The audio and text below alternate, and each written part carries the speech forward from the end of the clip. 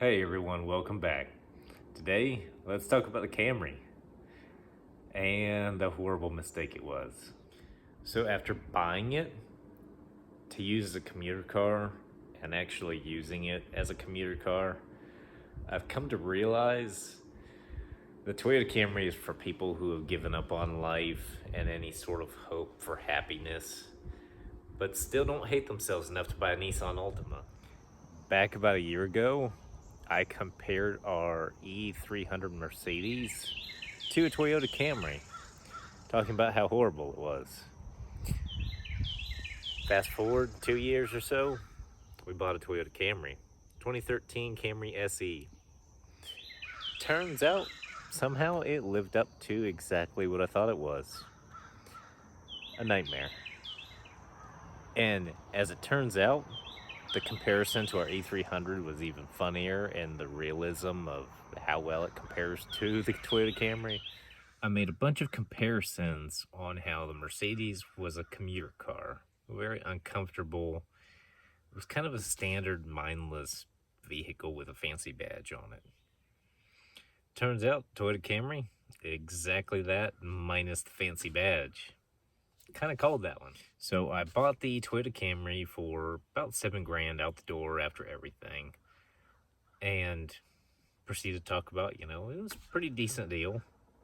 People in the comments said, "Oh, my buddy bought one of those for $2,500, identical to that." Cool. So after driving the Camry for a little while, I think I put like 4,000 miles on it over the course of like 3 months. And honestly, I just couldn't take it anymore. It was the worst experience driving as a car guy. There was literally no excitement to it at all. It was probably what made my commute even more horrible, an hour each way, driving that Camry. But too, like, everybody in town had an identical one, which is weird because we live in a very small town. But within like 5-10 minutes of us, there was 3 identical Toyota Camry SEs that color. That's weird. And we would go to the grocery store or take the Camry with us just, to run around. And my wife would literally get confused and walk to different cars that were the same color, looked identical. She almost got in a Honda Accord one time because it was the same color, looked about the same, minus, Honda badges. And, we kind of started realizing things like that. And it just wasn't fun at all. The car's reliable and all, but it's not comfortable in any sort of way. It creaks and rattles because all the interior is plastic and crappy. Ironically, personally, I like driving the 2011 Camry we had back in like November that we gave away for Christmas better because it wasn't the SE. It had like the plush cloth seats in it, and it was actually comfortable versus the sportier SE. The seats are crap.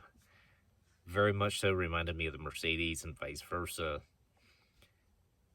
It just needed to go. So I quit my job, which is another topic in itself we'll have to talk about one day. No more franchise dealerships for me. But with that being said, being I wasn't working anymore, I didn't need a commuter car anymore. So that Friday night, I listed it for sale. Within 3 hours, I had about 30 messages. Somebody was on their way, and that car was sold within 3 hours for more than what I paid for it. So essentially, I had the Camry for free for 3 months or so, 4 months,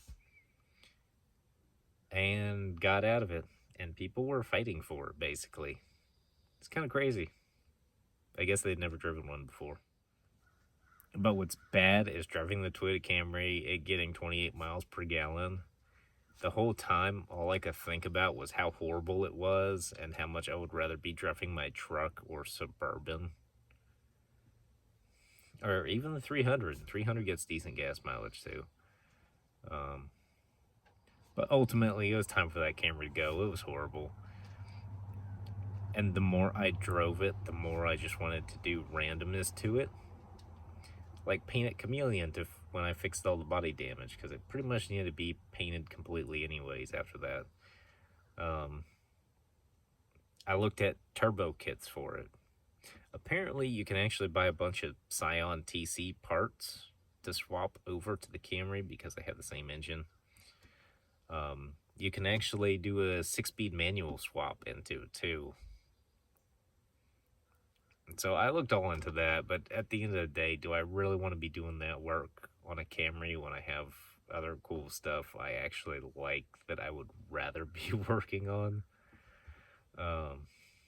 It just wasn't it. So it had to go. And I will probably never buy another Camry again because I've learned my lesson and I no longer hate myself that much to reduce myself to buying an economy car for fuel mileage. Yes, we still have the Hellcat Red Eye, obviously. Suburban, Hemi Dodge Ram, Chrysler 300. We have a Hemi Jeep back here. That's another story in itself. Our cam we got was defective, so I ordered a new one from Texas Speed. Again, that's a video in itself. I'll probably be putting that out soon. That was supposed to be my next video, but the whole cam issue came up. So I'm kind of going to go from there. But the Camry is a reliable car if you just want something that gets you from A to B and you just don't even care if it's comfortable or, steals your soul the whole time you're driving it. It's rough. Like, I even put rims on it. I don't even know if I posted that anywhere. I'll probably put that as the thumbnail, actually. But 10 out of 10, do not recommend. It was horrible. My wife didn't even like it.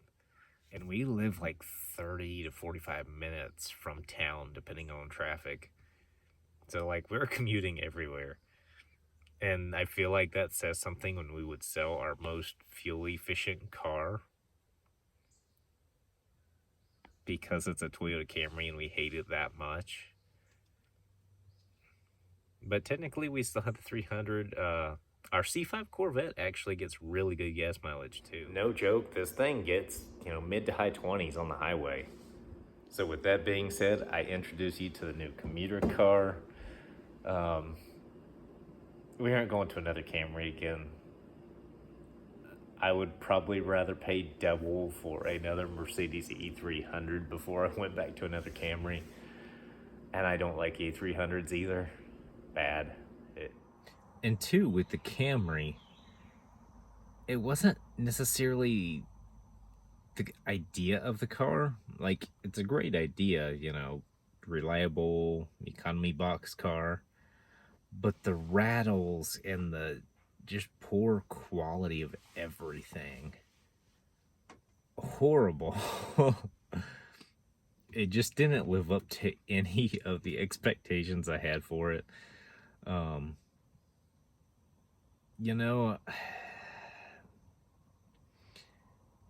We've had a lot of, Mercedes S-Classes, Range Rovers, all sorts of things. And I also go back and forth between, the older, Suburbans, Chrysler 300s. I don't have to have the newest tech. I don't like tech, as crazy as that sounds.